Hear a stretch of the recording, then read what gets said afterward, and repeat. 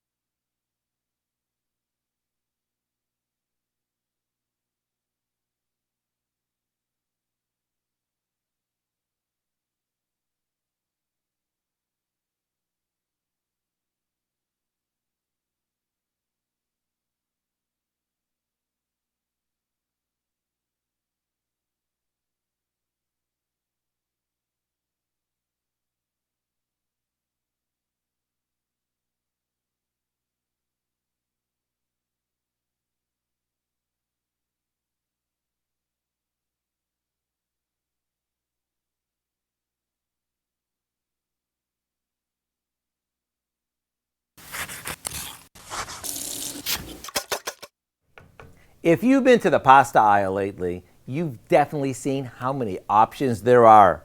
Long gone are the days when there were just a couple of shapes to choose from. There are still all the basics, as well as a bunch of new shapes and varieties.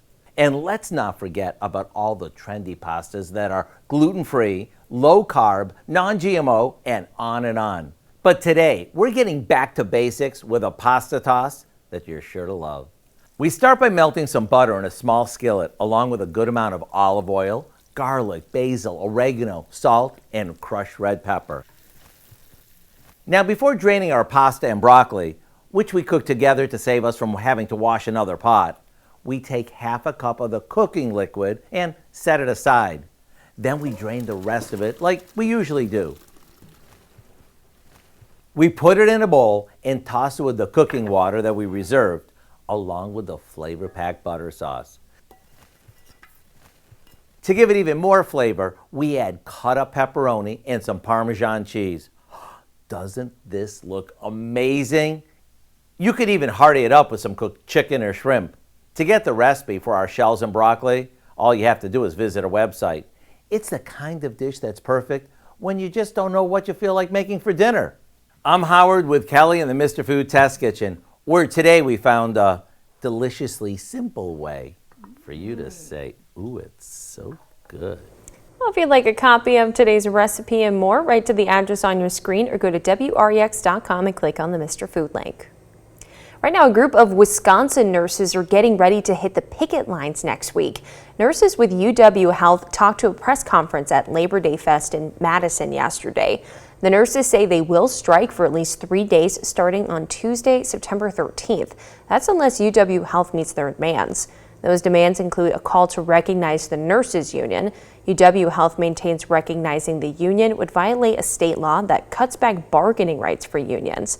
Still, the nurses union leadership gave officials a formal 10-day notice about the strike last week. They expect hundreds of nurses to walk off the job later this month. That's not the only potential strike. There is a growing concern that a major shipping company could have its workers walk out. That's if contract negotiations fall through. That company is United Parcel Service, more commonly known as UPS. They're negotiating with the Teamsters Union to discuss a new contract for workers through Though this is a normal discussion when a contract expires, some experts believe this time is different and expect a strike to happen. Today is also the day many firms on Wall Street have targeted for their employees to return back to the office full-time. But that is not what some workers say they want to do. About 56% of full-time U.S. employees, that is more than 70 million workers, say they can do their job from home. It's according to a Gallup poll back in June. But companies like Goldman Sachs, Tesla, and Morgan Stanley are requiring employees to return to the office. With over 11 million unfilled jobs, that is about 2 open positions for every job seeker. A return to the office and a mandate like that could be a deal breaker for many. The unemployment rate in the U.S. is 3.7%, according to the Bureau of Labor Statistics. We haven't been immune to the Great Resignation. We've seen, higher turnover in the last couple of years. It absolutely is a concern. Now for a closer look at your top business headlines, here's CNBC's Bertha Coombs with more. Wall Street is set to open higher after the markets posted a third straight week of losses on continued worries about the Federal Reserve hiking interest rates as it fights inflation and slowing economic growth. The Nasdaq extending its losing streak to 6 days on Friday. That's the longest stretch since 2019. The Dow racing a nearly 400-point gain to close down by more than 1%. In focus today, we'll get a report on the nation's services sector. CVS is betting the future of healthcare includes house calls. The drugstore giant is buying home healthcare provider Signify for $8 billion. That deal will add 10,000 contracted doctors, nurses, and clinicians and give CVS a hand in coordinating care for millions of Americans. Signify's doctors go into homes and use iPads to help assess a patient's needs and connect them with follow-up services. TikTok is denying reports hackers have leaked its source code and sensitive user data. The hackers claims they have a database with more than 2 billion records, including user information, platform stats, tokens, and more. TikTok's spokesperson says the source code isn't related to the company's platform.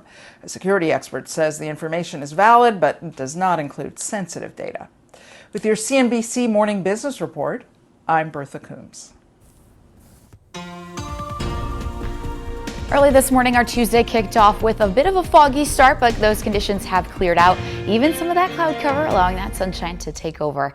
As of right now, taking a look at our WRAX roof camera, seeing lots of sunshine with a little bit of cloud cover there mixed in into the horizon, but those conditions staying fairly quiet, which will be the trend for most of our afternoon. Those temperatures also on their way through the middle, if not lower 70s as of right now. There are a couple spots still even hanging on to the upper 60s, 69 degrees in Roscoe, 68 over in Monroe, a little bit warmer further south, 74 in Mount Morris, and 76 even in places like Dixon. We'll end up climbing into the upper 70s for our afternoon as that sun continues to shine. We'll end up seeing a little bit of that rain chance coming in, but a lot of us will stay dry. Your temperature is expected to climb through those upper to middle 70s as we'll slowly start to clear on out heading into the rest of our evening. By the time we head into tonight, dry and cooler conditions will end up settling in for another quiet night ahead. For today, not a lot to see here on Exact Track. We have been keeping with those dry conditions all morning long, but the afternoon does bring a very low chance for potentially an isolated sprinkle at best. Taking a look at Future Track, notice that very dotty on here on Future Track as we head through the rest of our afternoon. A little bit closer to about 125, seeing some of those chances popping up, but very isolated, so not everyone is going to see it. You might end up feeling a raindrop or two, but a lot of this will slowly start to clear out heading into the latter half of our day today, especially by this evening, as we'll stay dry really for the rest of this week as well. In terms of your temperatures, we'll climb into the upper 70s, 78 degrees today. Some sunshine's mixing in with that cloud cover as we have that low chance for some of those sprinkles. Even your wind's going to stay dry, a very comfortable day today, and we'll end up dropping a little bit cooler into the upper 50s overnight. That cloud cover will slowly start to clear out, leading us to mostly clear skies, which gives us a better chance to potentially see some of that patchy fog redevelop into the overnight hours, spilling over early into tomorrow morning, as we'll also see some warmer temperatures settling in starting on Wednesday. In terms of being closer to average, we'll be a little bit above average, especially by Friday. That's when we'll see likely the warmest day coming up on the forecast. And heading into this weekend, we'll have some rain chances moving in come Sunday, also helping us cool off. We'll stay within the lower 70s through the end of the weekend, hanging on to the 70s through most of next week. You'll see just that in the extended forecast, but for today, upper 70s expected with that low chance for rain. Otherwise, expect that sunshine and a little bit of cloud cover. Through the rest of the week, we'll hold on to those sunny skies, dry conditions, and the temperatures ever so slightly warmer, 84 degrees by your Friday. Absolutely perfect forecast for City Market. And in your most accurate 10-day forecast, you'll see that rain coming in mainly late Saturday, early into your Sunday, may even spill over portions of your Monday. 72 degrees come Sunday, so cooling things off and really staying within those 70s as we head into the next and middle part of September. Still going to hang on to that sunshine and those drier conditions, Maggie.